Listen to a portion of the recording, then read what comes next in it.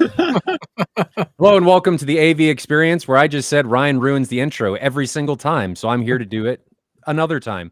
Today, we're going to be talking about what happened last weekend during the Kansas City Crawl. We have all of our hosts, Ryan Kramer, Sheldon Carpenter, Jonathan Von England, and Grant Von... Yep. Nailed it. Did I get it? I can never say your last name. How do I say your last name? No. Van Skok. No. Van Skoik. Van Skoik. That's the crazy Dutch accent. He can't even pronounce it. He needed 3 tries. Yeah, he's like, well, I'll get it one time. One of these times. But, guys, is everybody recuperated after last weekend? Getting there. Sheldon and I were talking. We both felt like we needed 3 or 4 days to kind of get back to normal. We were both pretty exhausted. After the crawl, yeah, Tony and Mark made me get up at 6 a.m. to go get a projector for Nick. Can you wake up at 6 a.m.? Yes. So, Tony, Mark, I'm throwing you under the bus. My wife looked at me when I'm getting out of bed like, what are you doing? Why are you getting out of bed? So it was, yeah. Oh, well, we made it work. So I didn't recover like for you guys for the next couple days, mainly because of that. But I told Jonathan, I think the day,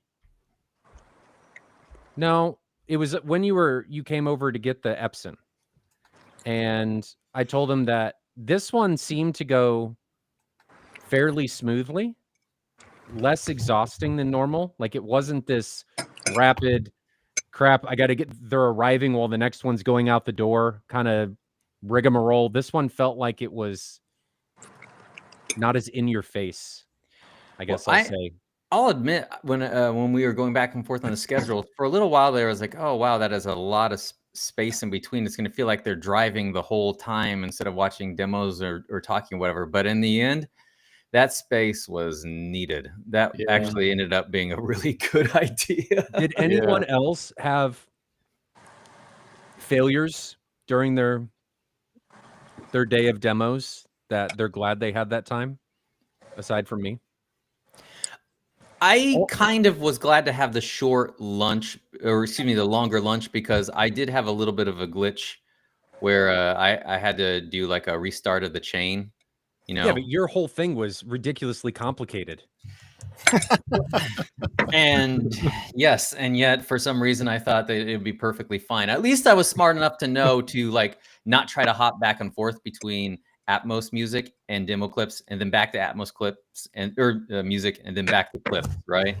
So I put all my eggs in one basket to have all the audio lined up at the end of the thing, so that way I wouldn't have to worry about, why now on an HDMI sync, right? For whatever reason, the Apple TV 4K is the best device ever if you're ever going to have a chance to have an HDMI sync right away. I don't know why that is. I don't know what they've done. Maybe. For me. I've had a better time with the 4K than I have an HTPC. For the Trinov and the Storm, they have issues with lock-on. Now, they will lock on, but it can take up to 6 seconds for audio to kick in. They have this intentional delay that they do. And we're hoping with the ADAC that Storm's releasing that it fixes itself. But it's just become kind of this norm with those particular pieces of hardware that's normal. Now, you did say that they work all the time. They do work. Like I've never had it not lock on like some other pieces of hardware. But what was the issue that you ran into? Oh, just like literally, it was just a bad HDMI sync back. Like I was getting a giant green screen. Like it would flash thinking that the signal was going to come back, and then the whole picture would go green. Oh, yeah. So interesting. Yeah. So like, all right, well, I'm not sure which one of you in the chain is to blame here, and I don't really have time to properly test this. So you restarted. I just did the old IT crowd kind of thing. I was like, I turned it off and turned it back on again. Jonathan, is that what you did when you were trying to troubleshoot your camera? Did you just restart everything? I'm still messing with it. I'm trying to get a better camera. No, Jonathan, stop messing with stuff. You turned up some gain, and now I'm picking up a bunch of better than the webcam that's on this laptop. It's not very good. Oh God! Like who? It's fine. It's fine. So Ryan had an HDMI handshake issue. Sheldon, did you have any issues, or was yours just butter? Oh no, I had issues. A lot of his were self like own goal issues, weren't they?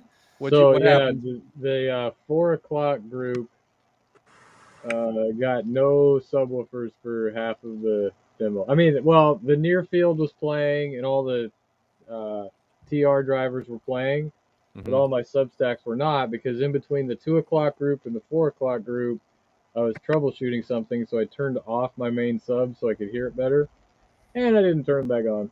And then like halfway through, I'm like, wait, something's wrong, and then I go back to the laundry room. I'm like, oh, my subs are off. Good job. 1618s weren't. How does it In my take you defense- half of a demo to figure out, hey, Well, because I kept leaving the 16 room. of my I would just 18s start- aren't on? I would start a demo, and I'm old, so I need like my rest time. So I'd start a demo, and I go out on the porch on the couch, and I just lay there like, oh, I'm so tired. I'm like, oh, I gotta get back down there. And I Listen kept here, doing that. kids. I'll be back in a few minutes. As Sheldon gets his cane and walks out of the room. That's exactly how it Yeah. was. That's when you know you have tactile dialed in, when the people aren't even complaining. Like the subs aren't even Well, on. The people, The people don't know. well, the 24 was on, but the people that were not, like Tim was one of them, and JD, and like JD later, he was like, I thought, like, man, you've changed. What are you doing? Your system is so much more tame than it used to be. That's Yeah. real funny. So Yeah. they didn't know because they were getting assaulted by the 24. And the tactile drivers. All right. That was your issue. Jonathan, did you have anything come up? No, just bumping the space bar to pause the J River at one point, but that's lightweight. Oh, that's really happened. nothing. You No. never got J River? That's nothing. J River worked. Yeah, that's That's actually what I weird. used too. I ended up using their lighter resources tone mapping that JVR Red October. I did too. And yeah, What did you All right. set your knit stuff to? And maybe that's getting too deep, but just out of curiosity, did you? I'll play be with honest that? with you. I don't think that's remotely accurate. I just did it by eye. And what I did is I literally took, I grabbed my MacBook, which has, it's like 1,600 nits, and it's 100% P3, and its accuracy is color accuracy is actually pretty darn decent. So I just dropped the same clip in front of me on the laptop. Look at that. Look at the screen. Go back and forth. And the closest one to it on my setup asked me to put in 20 nits, and I'm like, well, that ain't what it's going on here at all. Plus, I don't know if you've messed with they have something in there for the gamma called an S curve. Yeah. Where they I can't remember if they call it crispy or something like that. But Yes, at the bottom, you're right. yeah, and you can create your own too. And I made my own one. I copied that, and then I made some tweaks to my own ever so slightly, because it was a little bit too, I don't know. It caused a little bit of sunburn saturation kind of vibe to me that I was trying to get away from when you try to get that slightly more pumped up contrast that comes along for the ride. So speaking of light meters, something that we noticed while I've been doing all of the stuff that I've been doing in the experience center is that a lot of light meters are not good and not accurate. How about the man. doctor meter? The only thing they're good for is in relation to each other. So there's some that are very good, but they're Let's say expensive. everyone has. Oh, Bob, with his, recognized that it was like 20% off, Yeah. and that's considerable. That's yeah, considerable. they advertise like plus or minus 3.5 or something, I think. No. You mean the $20 light meter from Amazon isn't accurate? Maybe against other $20 light meters. I don't know. Grant, did you have any issues that popped up? So I'm the only one that used physical media, right? Baby. Listen here, What? Pipsqueaks. I'm going to go back to the UHD player, and we're going to put in some physical media. Give me 1 minute. Yeah. Well, it's There he all is. zeros and one off physical media. So So I had one instance of one disc that didn't want to play, and then I tried to get it, and it played right away. Thank goodness. But for a second there, I thought, am I gonna have What disc player are you using? Is it an Oppo? Yeah, Which one? 203. 203. Okay. You got some disc rot happening, maybe. No such thing. I'm gonna die before my Disc discs rot. rot. I'm not We're worried supposed about to be it. real. The plastic. I'll literally die before disc rot. Everybody asks me that, like, I can't believe you collect physical media. Aren't you worried about it? I'm like, I'm not gonna live forever, folks. I'll be in the ground. Did you just before pound the disc table? rot I like happens. that. Next year, he's going to try and play a bunch of stuff, and it's just not going to work. we'll see. But that only that one issue, and that's never. I've always had issues, so this it was great. So that's all you guys had. Yeah, Minor and inconveniences. and every and my sync issues happened over the lunch hour. So like there was nobody there. Like the closest I had to an actual issue was I think I started playing one immersive audio track and it was skipping, so I restarted the Apple TV, which took about 15 seconds, I think, and then that was the one glitch I had for the day. So not bad at all compared to like some of the ones in the past where some people like literally had half the demo time get sucked away because something did not go according to plan. Right. So, yeah. Oh, I forgot. I blew a tactile driver, I think. And I've not like those JBL 12s. I've never blown anything before, so I'm kind of surprised. It was the one in the couch, like right behind your back. Something's rattling back there when you crank it way up. Immersion. You When think the it was driver because there might have exploded. been like people against the driver, like right? The proximity might have got to where it was touching the cone. I think I blame Tony. He's probably watching. Yeah. He does watch. And I hope blame he is. Mark. No, I'm kidding. I don't know. It might be something else in the couch that's just rattling. It's not a big deal. But if I don't have it totally cranked up to crazy levels, it's fine. And I have spares that I can swap out. So Yes. Spares. you got to have spares of those JBL 12s. I mean, look at Brian Fellers. He's Got probably 80 of them. yeah, and he probably has way more than that just sitting around waiting He's to at do the something. wiring stage now. He's been talking to me about what amp to use and how to wire it with impedance and all that kind of stuff. Yeah. Coming along, 80 12s. That'll be something to experience. That's crazy. Wow. That's crazy. That'll be fun though. If he ever finishes it. Well, it's there. He's got He's all the making holes good cut. progress last I Is he? heard. Yeah. Okay. Well, He's ready to start putting drivers in the holes. okay. Well, that's good. I'm glad the progress has made it that far. I was worried that things were going to come to a standstill and not go anywhere after that. How many amps / how is he wiring those things? It's going to be one he's Behringer looking- A800. Everything's going to be in parallel. It's gonna all run off one Lay Pi T amp. Yep, that's it. Yeah. No, he's like looking at those CVR amps, which Sheldon has one, I think. I got two. Yeah. So they have some pretty powerful ones by rating. I have no idea if the ratings are legit or even Yeah, close they're to. legit. So he's going to run 240 Far as I volt know. power. I think the one he's going to run is he's going to run 2 4-channel that might put out like 8,000 watts per channel or something like that on 240 volt, which sounds ridiculous. Like I don't really believe it. I wonder if it's just Something like peak that. power. But anyway, they're serious amps. I think it's a DSP 3004 or something like that from Yeah. CVR. 3004. It's their most powerful amp, and he's going to get 2 of them. They're not expensive. It's like $1,700 for that, and it's supposed to put out ridiculous power. Okay. It might let out the If magic you- smoke. Like, Yeah, if you buy them direct from China, it's that. If you don't, then each amp is like that. Does that make sense? No. So 17. I was So, like, wondering if 17 like, we 1700 weren't for, picking like, up on 2 something amps from this side if of the you buy camera. direct from China. Okay. And I think on Amazon it's like 1,300 if you buy on Amazon. So Each. each, yeah. So Okay. the next question that you had, Chirpy, was how is he going to wire them? He's got 80 subs. He's going to wire them in batches of 10. So that's 8 channels, and he'll have 2 amps.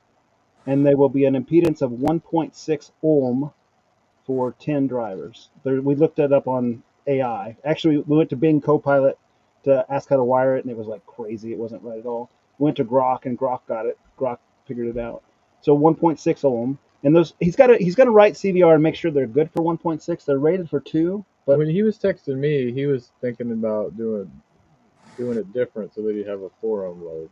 well, this was like last night. So Oh, okay. So he texted me and he was like, "Yeah, guy doesn't know. I'm texting John." well, I had to ask AI because I was thinking like I don't know if you can get a 2 or a 4, but 1.6 works. See Yeah, if that's the funny. I He's, think- he's getting up 2 different sources. So which one of you is Gronk and which one of you is ChatGPT? Bing Copilot was the one that was awful. Oh, He sent me a thing and it was like wire 4 of them onto one and then wire another pair in series and you'll get like the 2 ohm perfectly. And I was like, you can't match 8 drivers and 2 drivers as like the pairing to cut your resistance in half. That doesn't work. So No. I said, throw that out. Let's go to Grok. Grok got it. Grok, however you say it. Gronk? Twitter's Gronkowski? X's version. Well, you guys got off easy. Yeah. Tell your Yeah, let's. tale. So I Yeah, want to we tell all my know that story. You had just a slight mishap. You were standing right there when it I happened. guess I'll right? tell. I guess I'll tell the story. So the amps that I have were set to get replaced. There was an issue that came up, and this happens with anything. There was an issue that came up that these amps were having issues with certain things, and they got replaced. Right, they got replaced with a totally different model. Awesome of the manufacturer. No cost to me. It was just they took care of it. Well, these amps have a tendency to Picture fail locked up. sometimes. And Oh, it's muted. I thought when I got the amps on Thursday, Oh, and I was going from 5 amps to 7 amps. How long have we been locked up? who knows the whole time? Who do I hear talking? Sheldon. Oh, their screen froze, and I'm like, who's talking? And Are you it's- hearing us? We were Sorry, muted. Jonathan Yeah. said we were muted. No, We're also you weren't frozen. muted. You are That's what we also were talking about. frozen. Like, why are we frozen? Oh, we're muted. Let's talk about how the Ryans suck. No. No, it's got both mics going here. That's why. So anyway, I got the amps on Thursday, and I elected to think, well, it's not a good idea to change stuff right before you're going to do a demo or an event or anything like that. I had one 32 that wasn't working, so I put in 1 amp and got the 32 back up and operational. So everything's going swimmingly. Everything's working. The 32's working. Tony, Mark, and Chris came in. They thought everything sounded great. And then Saturday rolls around. We run demos. First 2 sets of demos. So I had my room is supposed to seat 3, but we can fit 6. So they were groups of 11 or 12. So we did 2 groups. One group would go to the demo. The other group would go with me. We'd go look at the racks. We'd listen to the blades upstairs. We'd talk about story of like my journey and what happened with the theater and all that stuff. So we go through the first group, second group. So session 1's done. Third and fourth group, session 2's done. Third group, the first session of that group goes great. Or sorry, no, it doesn't go great. About halfway through that group, was it that group? Sorry. First session of that group goes great. Second session, what ends up happening is about halfway through, they hear a boom. And they heard it from in the theater. And what I heard from people was, we thought that was just immersion. Like we thought that was part of what was what was going on. But what actually happened is I was with the other group talking back in a back room in front of the racks. And I was going, we've got X number of circuits. We've got this number of 150 amp circuit or 150 volt circuits. This is the Storm. This is the Trenov. Then you've got the sub amps. And total output is 165. Boom! And then one of the amps exploded. And one of the caps had exploded. So you saw a bright flash. And one of the guys was actually leaning down looking at it. And it scared the crap out of him when it went off. So when that happened, that amp just died. So when that amp died, unfortunately, that was the amp driving half of my 21s. So then I was down to 4 21s. And that group finished, and I had to decide, what do I do? Do I run on 4 21s, 32s, and the 50, or do I try and risk it and rewire everything? So what I ended up doing was caution to the wind and decided to rewire everything. So we pulled all those amps out. So it was 5 amps, pulled them out, racked 7 amps. And then at this point, I've realized, because I forgot, even after I put that other amp in, oh no, they take a different power connector. So now I have to rewire all of the power cables to get that working. So then I get all the amps operational. And then you have to figure out all the delays, because all the delays are different, because you're going from a DSP amp to a non-DSP amp. And so then you had to mess with the delays. Then you had to go check phasing. And I'm trying to get all of this done by ear. And we got it mostly done in about an hour and a little over an hour, I think it was. So I don't think anybody missed their demo. They missed part of one of them, but that was my mishap.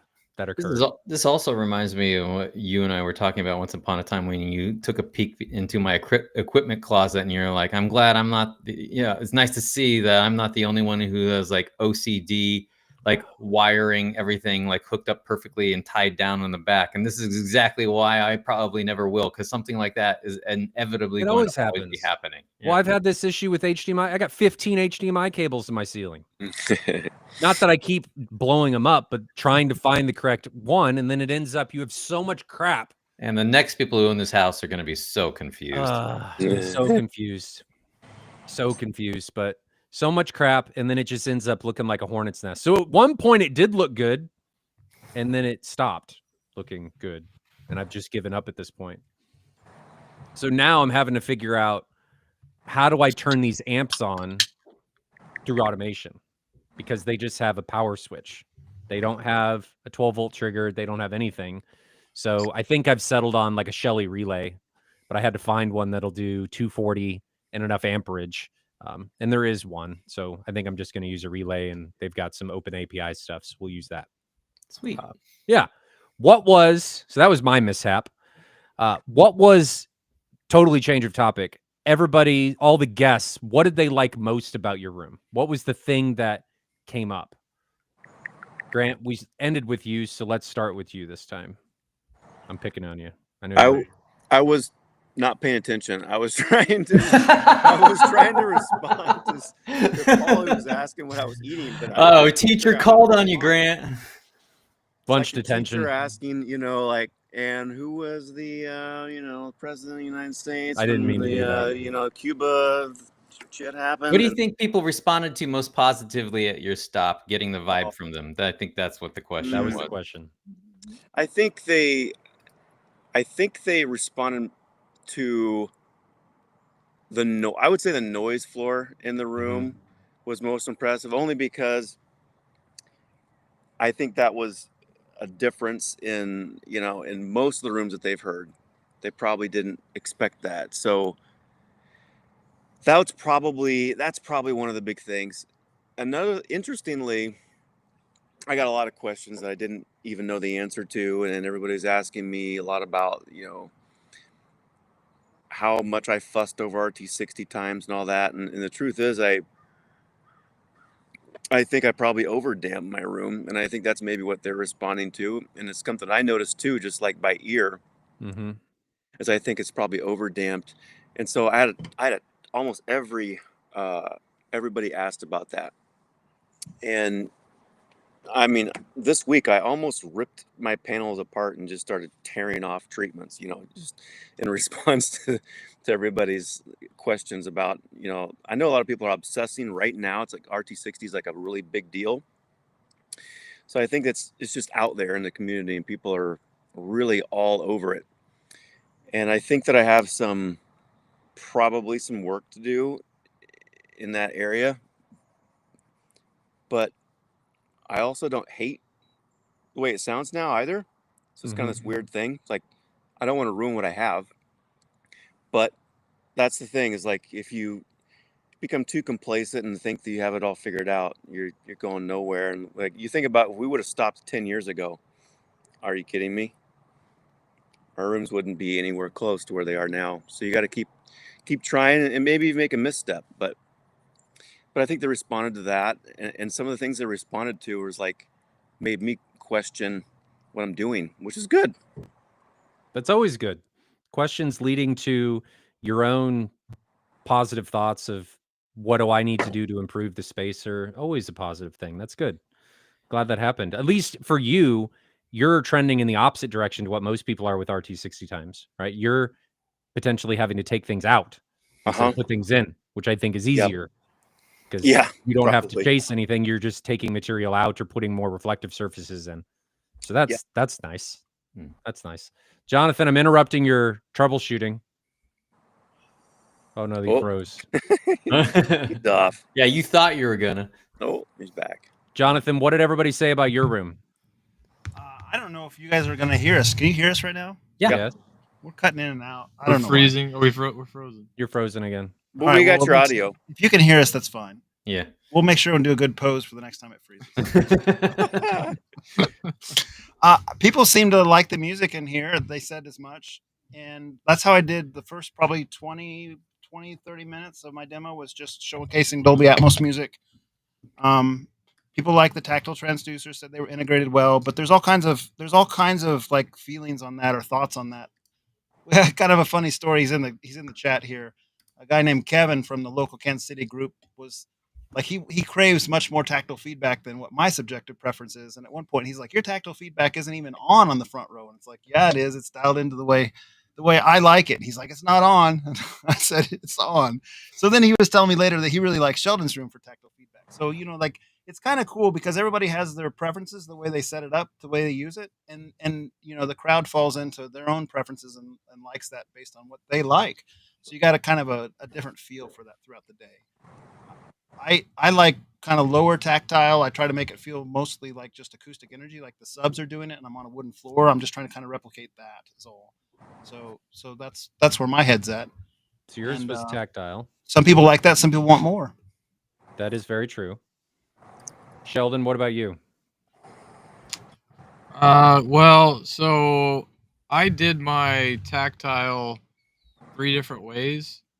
I had quote unquote subtle, normal, and crazy on my mini DSP for 3 different presets. So some of my clips were like Jonathan saying subtle, where I wanted to feel like it was just the subs doing it. And then normal is how I watch movies, and then crazy was like 15 dBs above that on the mini. How Kevin likes it. Oh, I thought you were going to say 15 dB house curve, and he just went 15 dB above my normal. So, but no. I mean, I'm sure some people. I only did it on 3 scenes where I like let it loose, and they're all pretty short. Like the Hacksaw Ridge ship cannons was one example where it's just real quick. So I'm sure some people like absolutely did not like that because it's pretty crazy. But then other people wanted me to leave it on that the entire time. Like, go back to the crazy level. What are we doing? So yeah, so everybody likes it. Was like what Jonathan said. Everybody wanting different things for the bass feel. Yeah, for sure. Yeah. I made sure that I let people know, by the way, that when they're in my back row with their head right next to the boundary, that's where Sheldon likes it. That's the best seat in the house. The guys that just came from Sheldon's place, like, yep, that tracks. Because it's like 10. I love that seat in your room, Grant. What? I love that seat in your room. Yeah, right. So I told people, and they were not surprised. Ryan, what about you? I think probably people responded really positively to the little custom open intro demo thing that I made. Yeah. I went after you, and that's all I heard. Brian's intro was amazing. Brian's intro was amazing. Brian's intro was amazing. He got like a standing round of applause. I already got 3 different groups that applauded. It's actually true. I had 3 groups do a clap break, and that was actually the first time I've ran into that before. So that was very sweet of everybody who, was trying to pump me up. So yeah, that was actually pretty cool. I did not get that. I got like, what are you doing? Turn the tactile down. Yeah, but no, for the edification of the at-home audience who might not know what's going on, I did sort of a weird thing where people like light up their equipment behind their screen, right, with like LED lights. So I did that with my LED lights, where I had like a motion marching kind of marquee kind of thing going that would light up the subwoofer drivers and the back plates of the left, center, rights. But while that's going on, I projected on top of it as well. So and had motion graphics trace over the speakers, right, while like throwing up some quick and dirty facts about the room. And I used AI to get a British lady to do the voice. I uploaded my voice first so I could get the cadence and stuff like that, right? But then that way it was it just, it was like one of those kind of cheesy but kind of fun, like 4D kind of effects, like what they do with like the cheaper version versus what they might do at the Magic Kingdom, where they're projecting on the side of the castle kind of thing. I don't know anything about cheaper versions. Some of my guests straight up said it was like a Disney World experience in there. They said it was like top tier. Well, that was sweet. So I think you're underselling it. And I had to follow this. But you Every followed single it with better person, picture and sound. So the whole every point single of the stinking call in person. the first place. Ryan, I came from Chirpy's and it was amazing. His intro was amazing. We clapped. Like, oh. We stood and we clapped, and then we stood again and clapped some more. Oh, But they wanted to see your black swans outlined like Chirpy had done. And I've just got pieces of equipment blowing up and just yeah. It was, well, then maybe that's part of the reason why maybe they thought it was all part of the show, right? It was like, oh wow, now Ryan the made other this, and this must have been part of the show. They didn't realize that most they were trying to real reenact some sort of This is the Final most Destination real stuff. catastrophic failure I've ever experienced. It's because it was real. You were Mine- supposed to die at Moltar's, and now Yeah. death is coming for us. Nobody, funnily enough, because I was right there when I'd open the door, because I opened the door to let the guests out, because I'd lock them in. They couldn't get out. I didn't really do that. But I'd open the door, and every single time, no one said anything about the audio. It was the projector. That they just said that Godzilla versus Kong and That's the one. Pacific Rim was out of control. That's the one. Yeah. I'll tell you. How many nits were you running? I love the All of them. 314. All the nits. 314. Yeah. I love the projector, but every time I go over to your place, Ryan, like the thing that like I want someday, and I don't know how I'm gonna get it. Your lower mid bass is so spot on. I don't know anymore. Well, or it was once upon a time.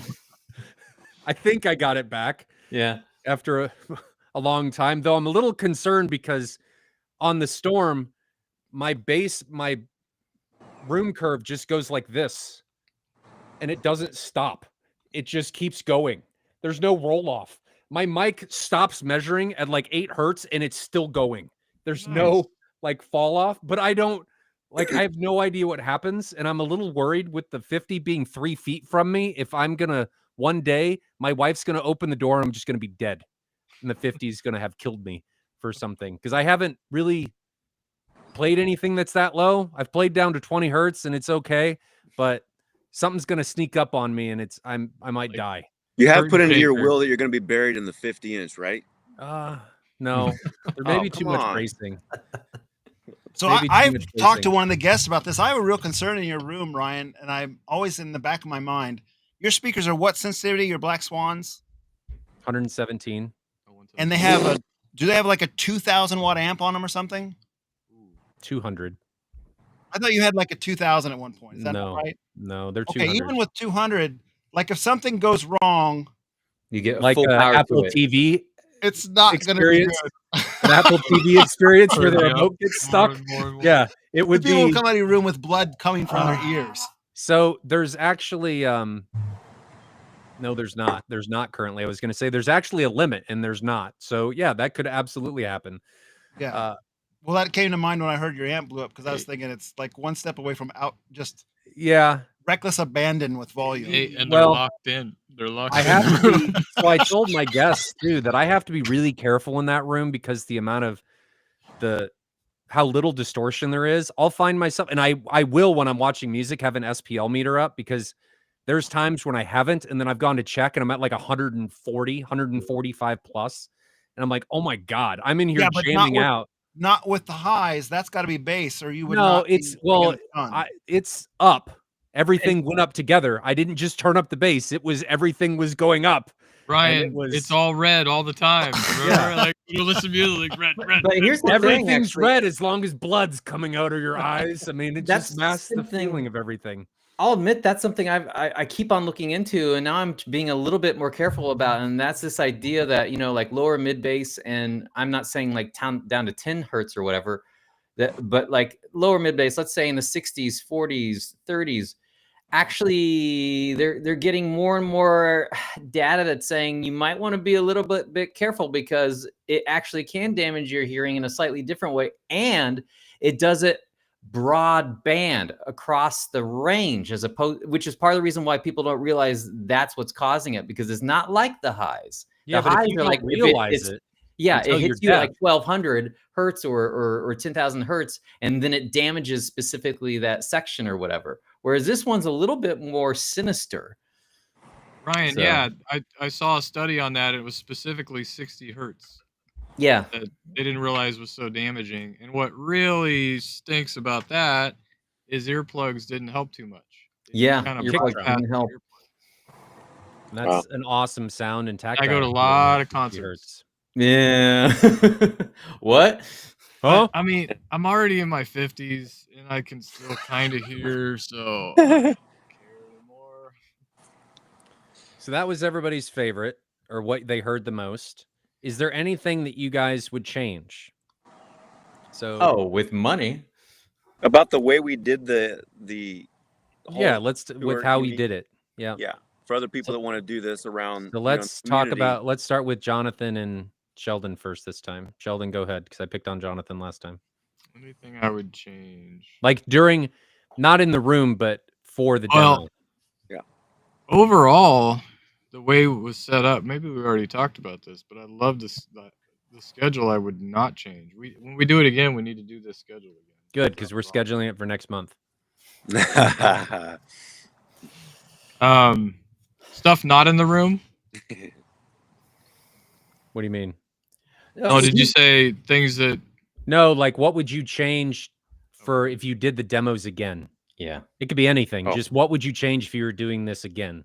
Run it hot No, the whole no. time, or swap out some other Not clips forget to because we turn your weren't Well- subs listening. on. Yeah, turn the subs on for one. No, I kind of wish I got more feedback on the thread about the clips, because there were some clips I wasn't so sure about, like Paddington 2, which is an awesome movie. I don't care what anybody says. I love that movie. So I didn't get the feedback from people like, why'd you put Paddington 2 in here? Or one of my longest clips, it was 9 minutes long, from House of the Dragon on the most recent, like, second season. 9 minutes? Yeah, where Wow. they introduce all the people to see if one of them will, like, can control the dragon or whatever, and then of course he Mhm. flips out and starts killing everybody. And then I put Paddington 2 right after that to kind of change the vibe. People getting eaten. Paddington 2. Yeah. We'll call that one So- a palate cleanser. Yeah, well, I wonder what kind of what they thought of some of those clips, but I don't think I'm answering the question very You are. You wish you got more feedback on the demo material. Yeah. Jonathan, what about you? Wish the audience told me more. Yeah. This clip sucks. I still think it'd be fun to kind of mix things up a little bit. Like, I've done enough demos in here now that I'm comfortable with what happened, and that's my usual routine, and I wouldn't change anything because that's kind of what I've been doing. But what I think would be fun sometime is maybe smaller groups. Like, the groups were a little bit large, and at the end of the day, Yeah. when they were kind of shrunk down, it was better. It was Oh, better so when much. there was 6 or 8 in my room instead of 12. Mhm. That would have been great. Now, how do you Kramer's get like, around that, bring them though? on. I could have fit 30 people. So what is that? That's like 2 days of doing demos or fewer people, or how do you pull that I off? don't, even? I don't know. It Yeah, might just that's be just it. less. It might be a pop cap of less. Yeah, because my wife won't let me do back-to-back days. And I also think it'd be fun to switch it up in the context of, like, all right, the order, we'd map it out where you watch an actual movie, and you watch 30 minutes at each person's house. You pick like a Lord of the Rings. They go through the day and they watch Lord of the Rings in 5 different theaters, 30 minutes a pop. I mean, that's something I always thought would be fun to do. We need to do that with just local guys. I Just, agree. Yeah. I agree Local that'd be guys, fun. yes. I feel like if you're doing that, it can become a competition. Yeah, like Isn't it? I'd play Isn't it mine at already? 72 Well, DVDs. I mean, Yeah. that happens a little bit regardless, but Yeah, but when you're watching the same clip, I feel True. like Not Yeah. the same clips, what same movie? the same Yeah. part of the movie. No, No. like I mean, continuing. the whole Yeah. some runtime, people are like- going to be mad that they got only dialogue. Well, then I just want I want to play I want the ring drop. Fellowship of the Ring, and I just want Hobbiton. I just want the Shire. It's all I want. Just nothing. You get the I think fireworks. if you did 30 or 40 minutes of a movie clip, you'd get enough in there, especially a good, like, tier 1 movie. I think Maybe. it could be fun. And you could still do music on the side or whatever to kind of How introduce your many theater. tier 1 movies has Jonathan There's not that seen? many. There's not that many good There's ones. not. No, I mean that you've ever seen. John Wick 4 would have enough demo Nope. material because it just goes gunshots for like 2.5 hours. It's 2.5 hours of him just falling downstairs and getting hit by cars. Mm-hmm. It also That would could make a little bit more exciting for the host, so you're not watching the same thing over again. Because I don't know about you guys, but I watch the same clips so many times over the years, and even preparing for this, which leads me to another funny story. I had my kids come down and watch my demo clip rotation with me, and I asked them, "Is there anything you would remove from this? Is there anything you would take out?" And like, take out Leaf. That one's dumb. Yes. I said I can't take that one out. That's the one we agreed everyone would play. They're like, well, that's the only one I'd take out. It's really hard to get something meaningful, impactful inside of 1 minute. Yeah. I've started doing demos where, and Kaleidoscape thankfully lets me do this, where I just shut the door and let it go. So I'm not even in the room. I'm out of the room. So I don't have to go through the same thing. It sounds like 3 of you guys did that, but Grant and I did not. I was introducing clips and talking through stuff. And no, I was too, and I didn't leave every time, but yeah, I just let mine run through a list, Let it but run. I stayed in the room just because of paranoia. You know, could have something blow up in the room. Who knows? I think they were all afraid of my projector, so nobody got out. Aren't on. And here's an anecdotal story too. Like, it's almost like you were talking earlier, Sheldon, about feedback from clips and whatnot, and like what people might respond to. And it can be so random. As an example, I had a person who walked up to me real fast after we went through the demos, and he said, "Hey, what was that one movie with the cat or whatever?" I said, "Oh, that was Flow." And he said, "I got to tell you, that one got to me. Like that cat looks just like our pet cat at home, and he's just not very long for this world, and it's going to be rough when it happens. And the way that scene plays out has sort of an ethereal letting go into the next life kind of vibe to it, right?" And he was like, "Yeah, that one really spoke to me." And so it was I would not consider that clip like be all end all audio, be all end all visual, but I wanted it in there because I liked the vibe that it placed at that particular point in the demo. And it just so happened that, yeah, it did affect somebody, and you'll never know until it happens. So hang on. So Ryan is making people clap and cry. I'd say if it's a competition, you have won, my friend. They watched my demo and they literally weeped. I don't think there was weeping. Picking the saddest part of the movie. Like, let's choose. I wouldn't leave the room either. If I First 10 had minutes that of kind up. of feedback, I stay in the room and just like take it in. So that's the challenge of the next crawl. So do Making you guys them cry? Do you guys agree with this? So Derek Harrell says it would be helpful to give a quick intro for each clip and why you chose it and what you're wanting to highlight in that clip. Do you agree with this? Sort of. I did don't. this once upon a time, sort of. What I did was, did anybody ever have like those old, or they still make them, like you buy some Marvel superhero cards, right? And on the back of them, they have like their strength rating, their intelligence rating on like a 0 through 5 or a 0 through 10, and the meters are filled up. Well, I did that on our previous crawl where I had like graphics that would like sort of like quick explain, you know, these strengths of the clip that you're about to play, right? And then the last, so like it would be like, you know, like bass would have a meter, surround activity would have a meter, and then the last one would be like the joke for the clip or whatever. So like if I think one was Tai Lung escapes from prison from Kung Fu Panda, that was one of the clips, and then the bottom meter said animal abuse, and it's like maxed out, right? You know, just that kind of thing, just like set the stage. But the pro side of doing something like that was it was a quick way to like give people the vibe of what they're about to watch. The con was it was a lot of work because you have to do motion graphics for each clip you want to display. And then if you try to explain each clip before you play it, then that out of an hour 10-minute demo, you might be 10 minutes soaked up just from explaining clips too, right? Yeah. So there's the pros and cons, at least that like pop into my head right away. The problem I have with it is you set an expectation, and everybody's expectations based on those ratings are totally different. Like if I tell somebody this is going to be 10 out of 10 bass, some people are going to think like tactile feel, Some people are going to think overall level. Some people are going to think real life immersion. And those things that we show are going to be different for every person. And I look at it as kind of what people do during demos. They set an expectation, they set a bias, and then people have a tendency to go towards that bias. To me, and that's doesn't mean that it's wrong. To me, I just like people drawing their own conclusions and maybe explaining at the fair point. end. It's kind of like when you go to some of those hi-fi shows and they play the clip and they don't say anything before they play the clip, and then they go and play it again and tell you what you're going to hear that you didn't hear before. And then it's literally that where you can lead the audience to a certain direction if you're not careful, which like in that situation, that's a little bit mischievous. In this situation, it's not as bad, but it does, as you're talking about, sort of little bit destroy where their mind could potentially go on their own if you weren't trying to bias it. I like the idea of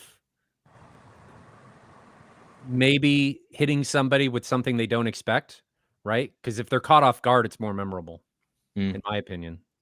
Now you've convinced me. I was like, yeah, that's a good idea. Now I'm like, no.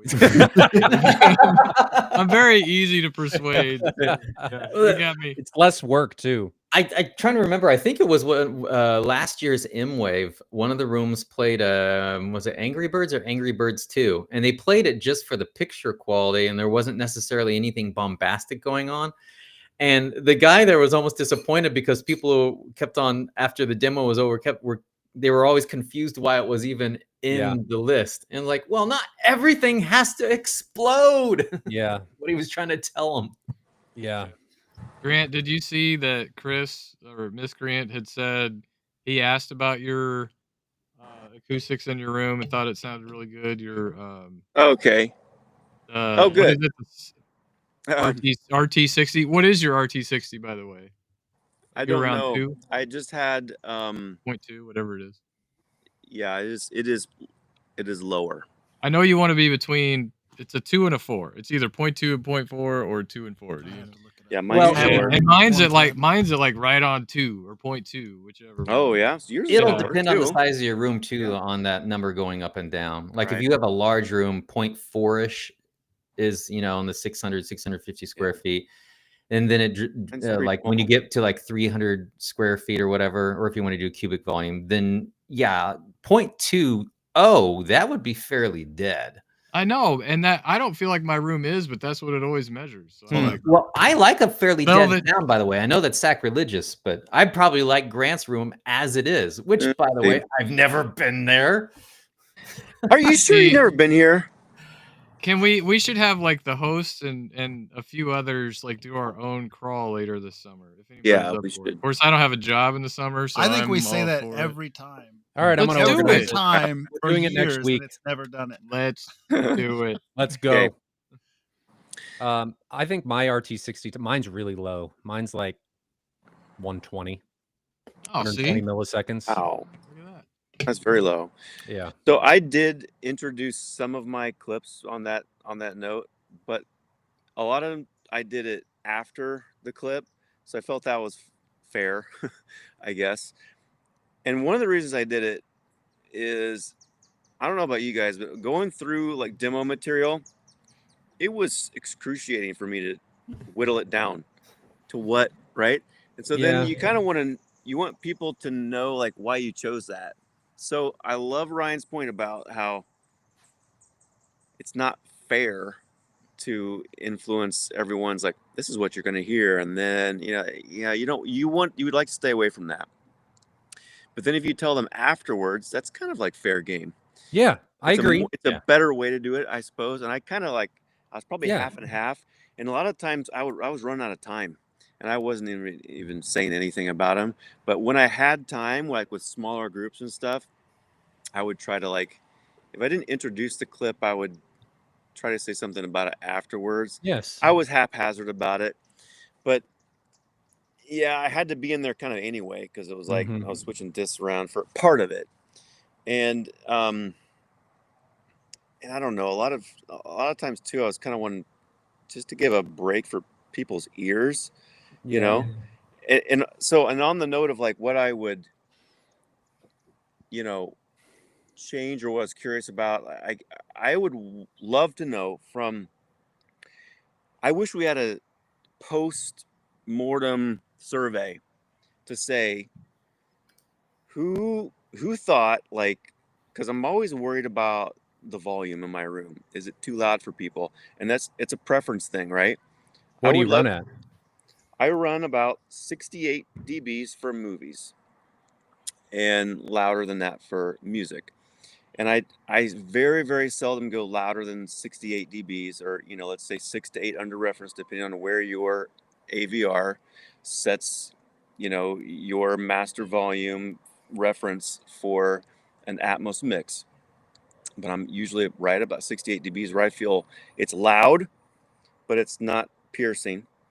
And I don't, by the way, I know I had some people question, I've never had any, I don't have any hiss, I don't have any problems with my hearing, I don't have any tinnitus, nothing. And so I'm just saying, I don't have any of that. Okay. But I'm always really curious. I don't want to blow people's experience out, because that can ruin a demo. If it's just 2 dBs too much for you, and everybody else is having this great time, and you're sitting there thinking, it's just a little bit harsh. It's just a little bit. Can you back it down a little bit? So I'd love to have that feedback. Wouldn't that be great? And I'd love to know different people's opinions about it too. It might vary quite a bit. Feedback's really important, especially constructive criticism. I wish more people would do it. Like, tell me what you didn't like. Yeah, go ahead. It's okay. Like, you're not gonna hurt my feelings. I've had the room for a long time now, and I'm changing it a lot, and I plan to change it a lot. Believe it or not, I plan to change it a lot. So go for it. We got a screen. He's gonna do. I feel like Jonathan's building up a counterpoint list in his head over there right now. No, I just think you'd get a lot of opinions. Yeah, that it would be like, I'll give you a funny example that comes to mind. A couple came in. There was kind of an older couple on the crawl, not terribly old, but just like my age or older, a little older. And for the women in the group, you know, traditionally women don't like it as loud as men. That's just been my experience through 15, 20 years of this hobby. So being that she was like, probably in my opinion, not going to go for the loud music, I just asked her, I said, do you know what you like for volume preferences? Like, how loud do you like it? Because I said, I plan to go up to reference, no higher than reference, but I plan to go to reference for some of the movie clips.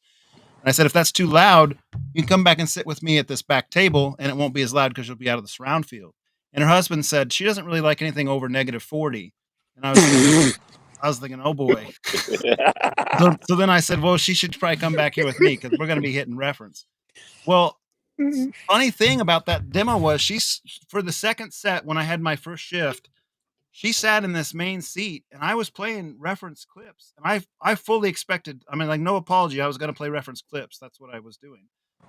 I expected her to kind of scuttle out of there and run towards the back of the room. I think I'm kind of like what my mom would do, you know, if she was in here. Quote unquote let her have it. I just did what I was going to do. Like, I didn't change it. And she stayed there the whole time and seemingly enjoyed it. So sometimes, I guess where I'm going with it, you're going to have all kinds of stated preferences, but when they're actually here, do their preferences, like I'm not going to play it for -40. You know what I mean? Like, the preference that she stated, or that was stated for her, wasn't really maybe what she actually experienced or what she thought she I think a big part of that, though, is distortion. I think people, and I tell people this in my room a lot, is that what most people conflate as volume is actually them hearing distortion. And that's why we have a tendency to like it at a lower volume. I mean, think about concerts. You get into these PA systems and stuff that could hit absurd volumes without distortion, and we're in there rocking out. Your ears aren't hurting until the next day or 2 days later.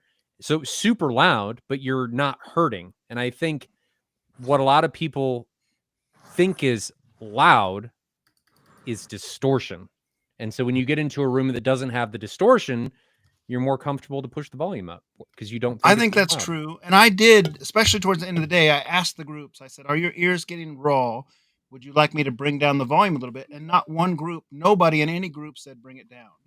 So from my perspective, at least in that time frame, the last 2 or 3 groups that I was asking that question, they were all for it. Mm-hmm.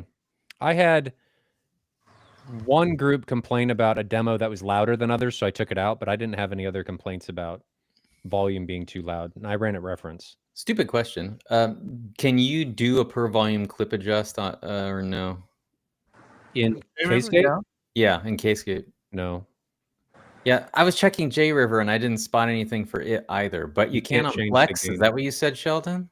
You can with JRiver. I think it's the same way you do particles. Like you can change the master volume on the particle from. Well, documentation says nothing about it. Desert Dome used to do that, and DL Beck, David used to do that. I've never done it, but I know that capability is there because they've done it and told me they did it. Okay. Well, AI said I can't, and their documentation didn't have anything on search. So if you find it, text Mike. I'll hit up Michael. I'll hit up Desert Dome. I'll tell you. Hey, dude. Yeah. Absolutely. Have you guys noticed that when you're doing clips by yourself in your room, it sounds louder than when you get a bunch of people in there? All those, we're mostly water. You get a bunch of water bags. It really makes a big difference. Do you think that's it? That's my theory, anyway. All right. So who haven't we went through? Did we do Grant already? I see Scott in the chat is saying that. I said as old as me or maybe around that same age. So I'm not saying you're older. I'm just saying for the crowd, there was a lot of younger people in the crowd. So all right, Ryan, what about you? I lost track of the thread. What are we still answering? So we're talking about what you wish you could have changed. So I tried so hard to do exactly what I'm describing, and that's I wish I could have had immersive audio as a video clip. So, and the only reason why I say as a video clip is so I can play it back in line in a list with all the other stuff, right? Like I wish like I played a audio clip from Glass Animals. The name of the song is called Airlock. I played one of those. Oh, I can't remember her name. She does all those like super pumped up Atmos effects, sort of like electronic techno kind of music. I forget her name though. And then the other one was Peter Gabriel's I.O. album. And I wanted all of those as video clips. And I burned literally. I didn't go to bed for 2 days that week. I just went straight through the night trying to find a way, just with the gear I have, to capture the live stream of the audio through Apple Music. And I was able to sort of pull it off, except for, so I used something called Sphere 16. And then I used another app called, shoot, it's escaping my brain right now. Loopback is this app, is so cool too. How you can create like infinite amount of like audio nodes linking each other together on your computer system if you want to.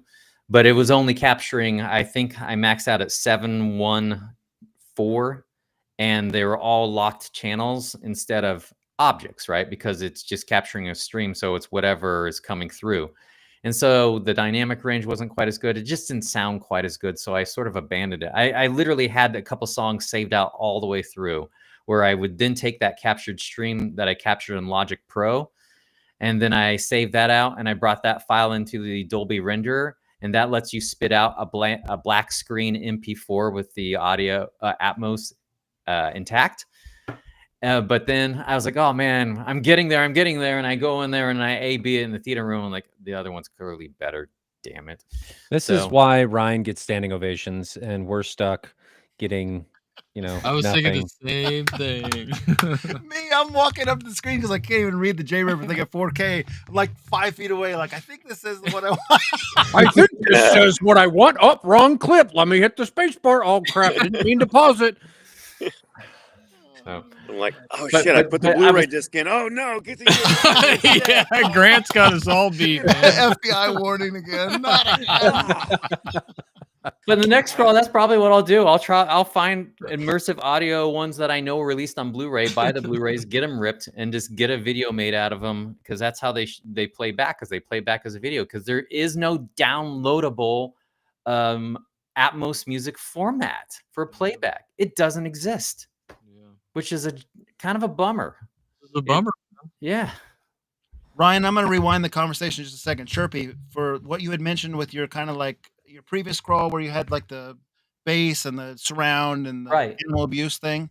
I started playing with that using DaVinci Resolve, and I made a intro like that, and I thought this isn't going to work because the Epson takes like 7 seconds to lock onto an HDMI signal, and if you make that shorter than like say 20 or so seconds, it's not able to like read everything.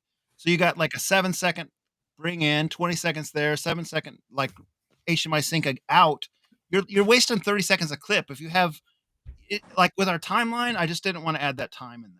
I'm surprised to hear that. So I'm going to try to guess why. Not necessarily surprised, but what I had to do, because like I did seat rotations, right? And so yeah, it took a little bit of time for it to sync to the clip, but it wasn't bad. And the reason why is I don't. Maybe all equipment's different, but I made sure the formats and the resolutions matched the previous and next clip.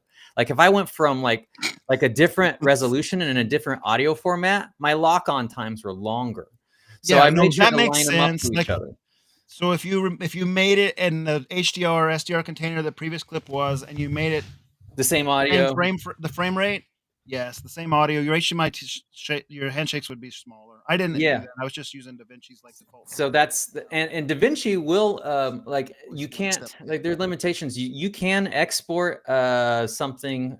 It's a type of wave file that's multi-channel and stores Atmos objects that you can export out of DaVinci Resolve, but it doesn't render it to video for you. You have to do that stupid final step that they make you pay $400 a year for the license from Dolby, which is such a rotten move on their part. And you can't hit the high C's on the internet to find it either. I've checked.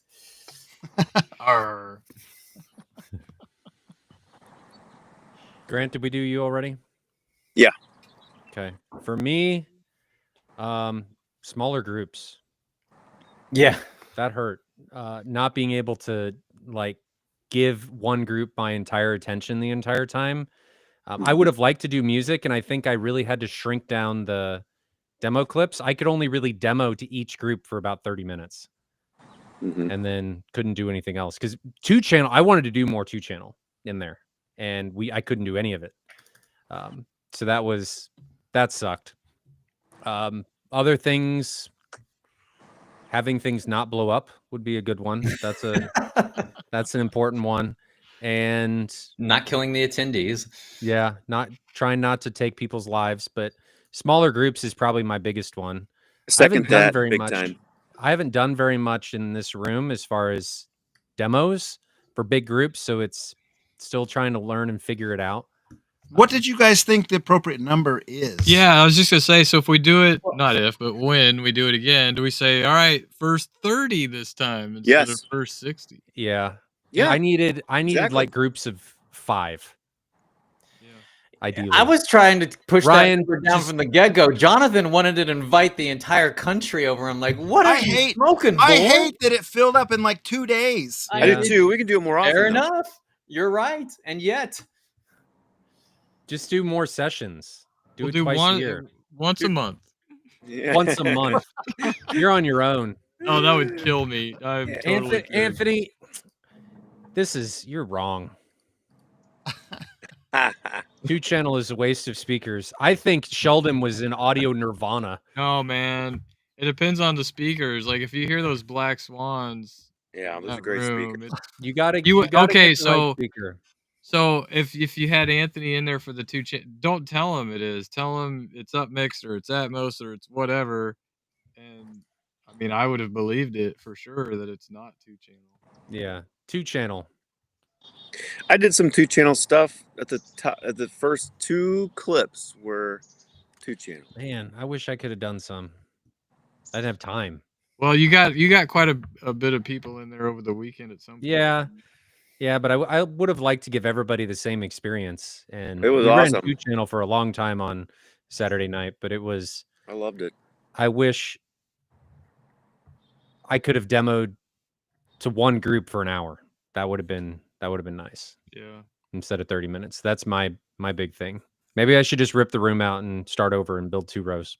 Well, yeah. It was such a difference from M-Wave because at M-Wave we had, Jonathan and I were talking about this. I think we had 2.5 hours per group, if I remember right. 2 hours. That would have been nice. Yeah. Well, for the M-Wave demos, like when the VIP guests Yeah, came the through. VIP Yeah. is 2.5 hours. Was Yeah. it 2:15 or was it 2.5? I don't remember. It I don't was remember. 2.5. It was My 2.5. room didn't even have lights 2.5. at that point. It was just Yeah, a dark it was abyss. 2.5 hours. Then that one was like, I would call that like the this one was more like the marathon version, and that one was more I don't know. It was just more fleshed out where I had time to like literally I spent like 15 minutes talking about the room and what I was trying to pull off before we even started. And I left 15, 20 minutes to talk to people after it was over. And if I would have done that here, there would have been, that would have been over half the time we had the demo right there. And then also too, with the M-Wave one, there was time to do some requests too, right? Whereas this one, it's like, look, I have a few things that I want you to experience in here, and then you got to get out. So I don't want to call it a more premium experience. They're just different approaches. Tony still told me a funny story, Ryan, and maybe you saw it firsthand. But he said that they had a little agreement with the Group 5, I think it was, that they would always switch, like informally, proactively, voluntarily switch within the group, like after every 2 or 3 clips or whatever. They did. And they said that they were kind of joking around every time you had your like, please switch your seats clip, like that counted, and so it was making their tempo off because of your extra. Yeah, and seats. I had it all set up. I was gonna have right when everybody switched, and then that group comes in, and I'm like, as a teacher, I'm like, I've lost the class here. I have no control of what's going on. Lost them. Yeah, I let them do their own thing, but that was the only group that did. Everybody else, I was real strict about it. Every like 2, max 3 clips, I made them switch. I did 3 rotations, which means people sat in 4 different locations, right? What I like did. Start in one, and then you do 3 locations. I had a stupid map that I made a graph for that said, this is where you were, this is where you're going to be. And so if you just follow your number on screen, everybody gets a shot at the What money. is this? You are here in the universe. I just You went were here, all now right. you're here, I think is what it said. This was me. All right, have fun. Door shut, and then they were on their own. Sometimes it worked, and other times, Figure it out. like one of the groups, I think we were down to like 7 or 8 out of 12. So I'm like, just when that shows up, move your butt to somewhere else so somebody gets a shot. And it Ryan, worked if fine. you don't next time have some sort of crane system that comes down and moves every chair where it needs to go. Ryan's I'm walking gonna around hire with a people with tray of shock beverages sticks, right?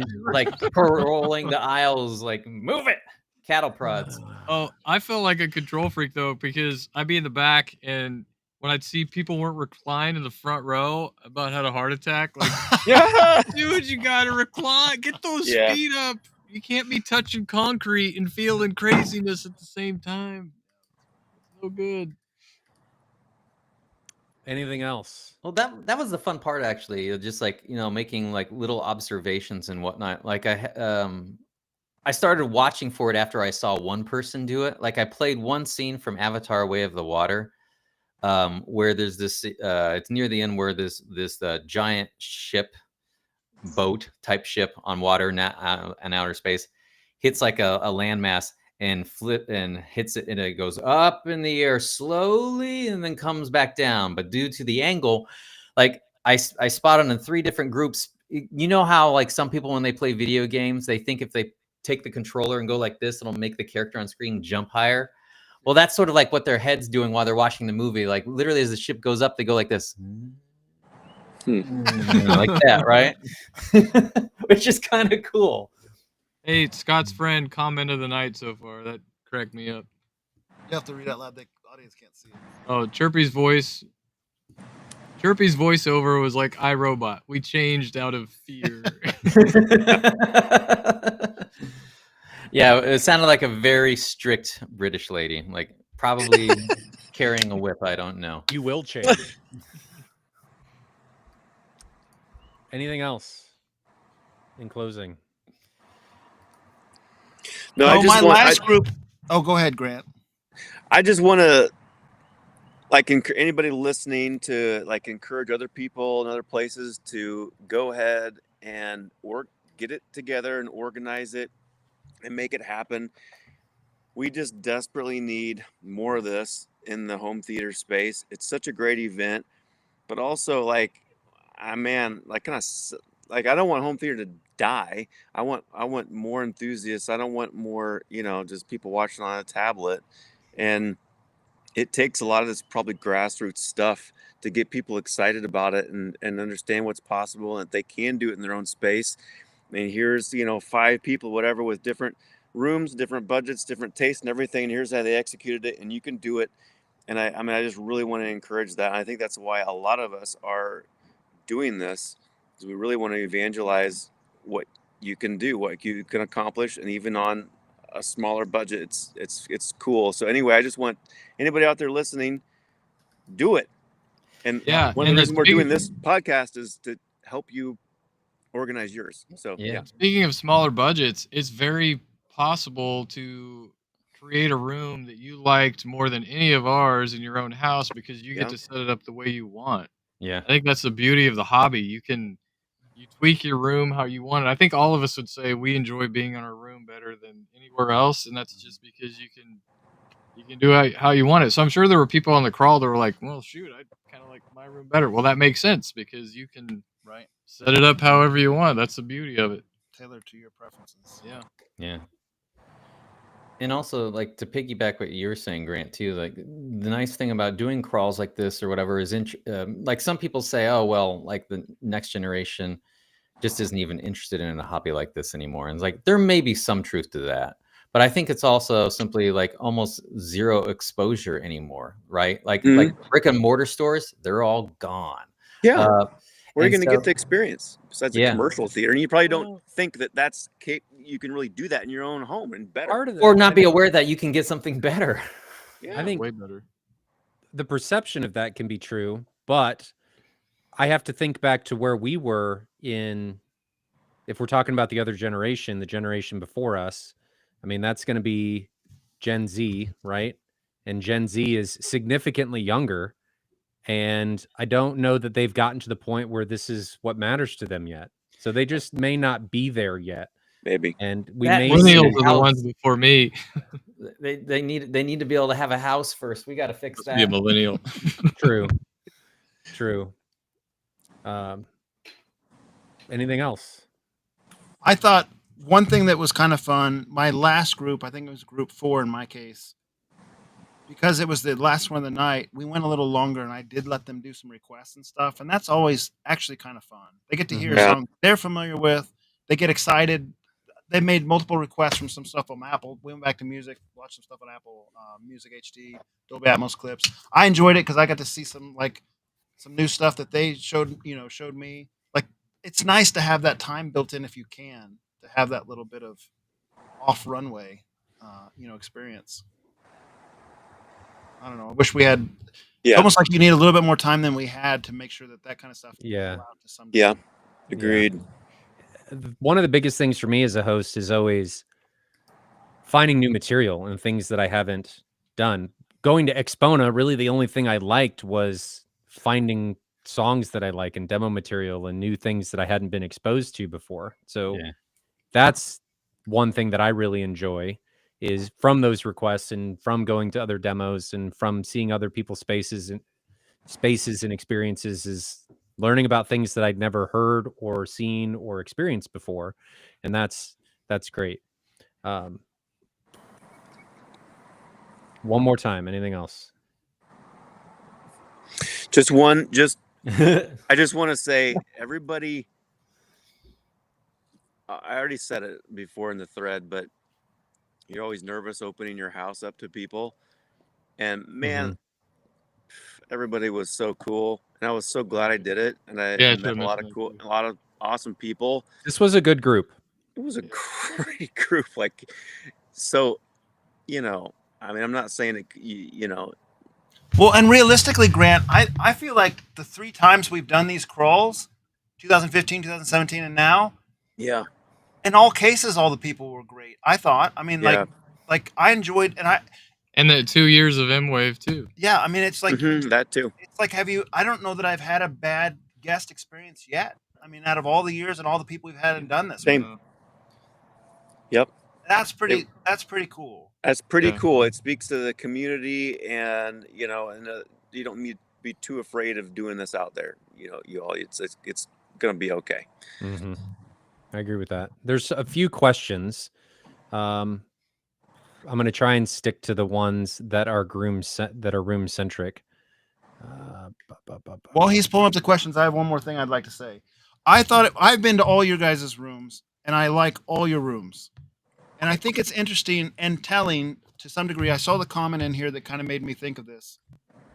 When we went to the commercial cinema on Friday night, like arguably one of the best theaters in Kansas City, if not the best, right? Dolby Cinema.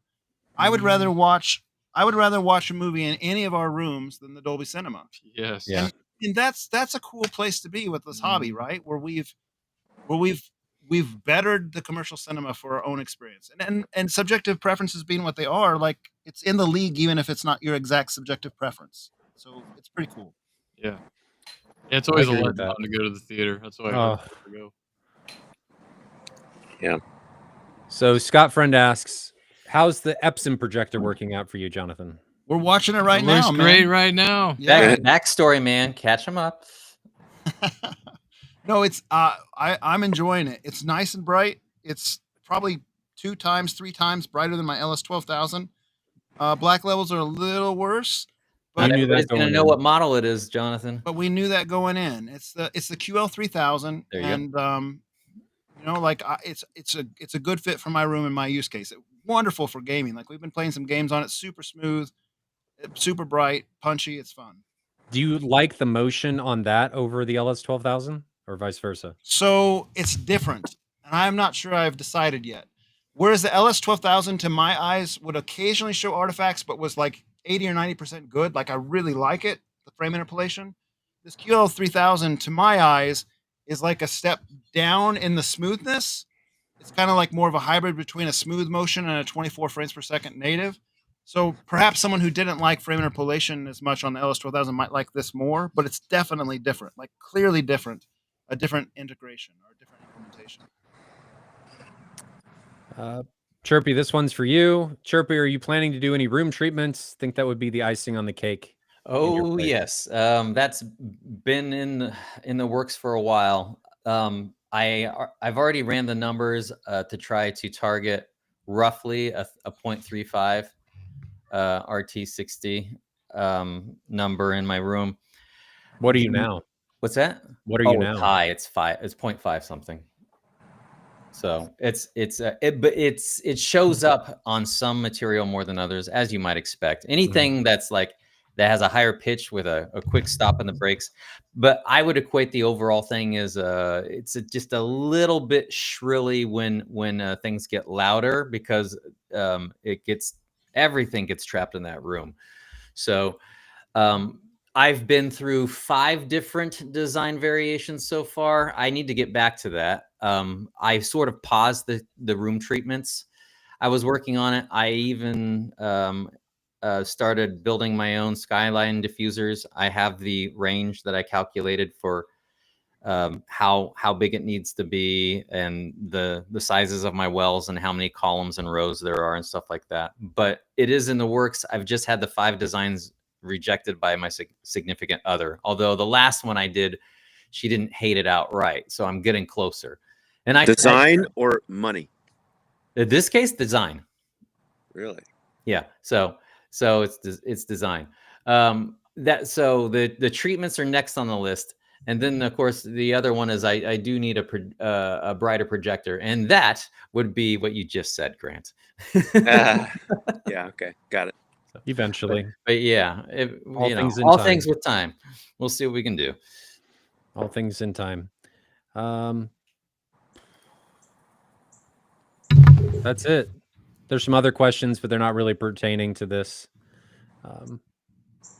Thanks for joining us. Does anybody have this one more time? Because things keep coming up. You guys keep thinking of things to say. Anything else? Grant, is that from the Gomer's tasting? Oh, you didn't say but we could ask the questions. I have that 4-pack. Are you having one right now? Oh yeah, this guy. Yeah. I have that 4-pack downstairs right now, and I almost got it. Just hoping 21 and that older you would stream have now. it too. But no, I have a barrel aged beer here instead. But that was fun. We'll have to do that again next time when it pops up. That was a blast. Yeah, it was. Okay. Well, gentlemen, thanks for joining us. Thanks for opening up your rooms for the Kansas City Crawl. Thanks to Jonathan for doing a lot of the organization. That was a huge Good job. undertaking. We should also mention that we had 3 volunteer hosts on Sunday, and thank you to them as Oh, well. yeah, right, Kevin, Yeah, Good both job. Kevins. This I is what Ian. you feel at, Jonathan. That's right. Yeah. And I think a lot of the out of town people really appreciated that, to have something else to do the next day, and more experiences, more rooms. I mean, I think that was a great thing for people. Agree. More the merrier. The more rooms that people get to see, the exposure goes up, and I think their overall experiences go up. Mhm. And they can drill and- down into discovering their preference priorities much Mhm. faster that way. It's always different. Yeah. It's always different. A lot of our rooms are very similar, though. They've Compression gotten that drivers, way. yeah. They've gotten that way over Yeah. time. They have. They've I all. was kind of laughing about that because 3 of us have the line arrays and 2 of them Whoa. are Ascendo and JTR. Not which are in line the same arrays. family too. So it's like But we had 5 different projectors. 5 different projectors and all different subjective tests with bass and kind of stuff. Just And Yeah. also a friendly reminder that you can have the same model speaker and they can actually sound fairly different in different acoustic spaces. Significantly There's a lot different. of other shaping involved. Significantly different through Yeah. implementation, the room, subjective taste, all different kinds of stuff. Noise And only floor. 2 people with the same main speakers, the same LCR. Only 2, right? Is that right? Yeah. No, 3 people have them. But only 2 Not as LCRs. LCRs Yeah. though, which is the big deal. Like Yeah. that. Yeah, just 2. That is true. Yeah. That is true. We had some different experiences. All right. Well, I think we'll plan one again. I think we need to do this more because, if anything, Right. it's just to see everybody, and I like the social aspect and the relationship building. Yeah, it was great. That I think comes with it. So we definitely need to do it more. And I encourage Grant, like you said, other people in other areas to do the same thing. It can be a little scary, right? Because you're inviting a lot of people that you don't know. But one of the coolest things is you form a lot of friendships from that. Like I didn't know any of these guys 5 years ago, and this is where we are now. And some of these guys have known each other a lot longer than that. I'm the newbie in the group. So I think if you're willing to open up your home and you're willing to start small with a couple guys or a couple people and see where things go, you can find that it's a lot of fun. It's a lot of fun to share in the hobby that we all love. It's great to experience it by yourself, but one of the coolest things about home theaters is something that is designed to be shared with other people. And if you can do that, especially with other people that love the space, there's nothing better. Seeing other people's expressions light up when they're experiencing something that you did, it's like a drug. Gets you high. Yeah. And it's cool to see. So It is. I just encourage people to help the space continue to grow, because I don't think it's dying. I think it is growing. And see what's around the next corner. So we'll do this again. I think it'll be sooner than later. Don't anticipate anything happening this summer. But I think it'll be sooner than later, because the last one was a few years before this one. 8 years, wasn't it? Yeah, 2017. So I think we'll do it quite a bit little more. thing called COVID was in the middle somewhere. Well, yeah. Yes. Yeah. But we could have done this last year. And then the year Sheldon before. pointed out it's not like it's really been that long, to be fair, because we did the M-Wave M-Wave thing last 2 for years. 2 years. You were right. Yeah. That filled in the gap. I guess that's true. But this felt different. This was more free-spirited. This was more, I don't know, casual than I think that felt. So I'm glad we did it. I'm glad you guys opened up your rooms to be able to make this happen. It was a good time. So with that, we'll close this one out. We've been going for an hour and a half, and I don't want to eat up any more of your guys' times than you've already offered. So appreciate you coming out, and watch the thread, because you never know when we're going to decide to do something else. Maybe the Wisconsin guys and the guys around Chicago, Tony, Yeah. you That's guys right. can do something, and we can come to you and not have to worry about anything, and you can put in the work. I like watching other people suffer. That would be Yeah, watching other people suffer. Putting you on the spot. yeah. Pressure them on AVS. They need to do it next. Daryl says, will there be an M-Wave next year? There will be in 26. The dates, nobody knows this yet, but you do now. It's going to be the week of June 10th. So that week, I think it's Very cool. So Sweet. the 12th through the 14th is going to be the dates, and 11th, 10th, and most of the 12th is going to be set up. So we've got that space locked in at the Kansas City Convention Center. I am partnering with AVS Forums to make that happen. So we are we're go for 26. He's dropping a bomb out of nowhere. Okay. Well, Oh. Matt brought it up. Yeah, So wait till the end. it's happening. I wasn't going to say Mic anything, but he drop. brought it up. So, and I just got that locked in with the convention center. The only problem with that date is this stupid small thing called the World Cup. So we'll see. Oh, wow. It's before the World Cup, but it is something that's happening. So it's the World Cup's like a couple weeks later. So we're going to see what happens. We could shift a little bit as far as dates, so don't get anything yet, but that's the date as of right now. I am trying to work around that, but then you've got other things like audio advice is the very beginning of August, and then you have this other small thing at the end of August, beginning of September called Cedia, which gets in the way of a lot of this. So I'm trying to shift towards like May, but it's tough with how things are booked up, and we're a small fry in comparison to what other conventions the Kansas City Convention Center holds, but I want to do it there because their rooms they're really good for what we try to use. They're not perfect, but I mean, in comparison to a lot of the expos that you guys have been to and I've been to, it's so much better having those cinder block rooms and being able to load in and load out. It's just, so that's happening. Awesome. That's it. So I'm going to close it out. Thanks guys for giving us your time. Thanks guys for giving us your spaces during this crawl. Thanks for everybody that participated during the crawl and putting in your time and flying and traveling. It was a lot of fun. It was a lot of fun to meet all of you. I think I speak for everybody here that we all enjoyed it. At least I think they did. If they don't, they're hiding it very well. So until next time, guys, stay safe out there. Enjoy your home theater setups. Enjoy the journey, because that's the fun part, is the ride. Getting to the destination. We'll see you guys next time. Sometime next weekend, whenever we decide to do it. Have a good one. Bye.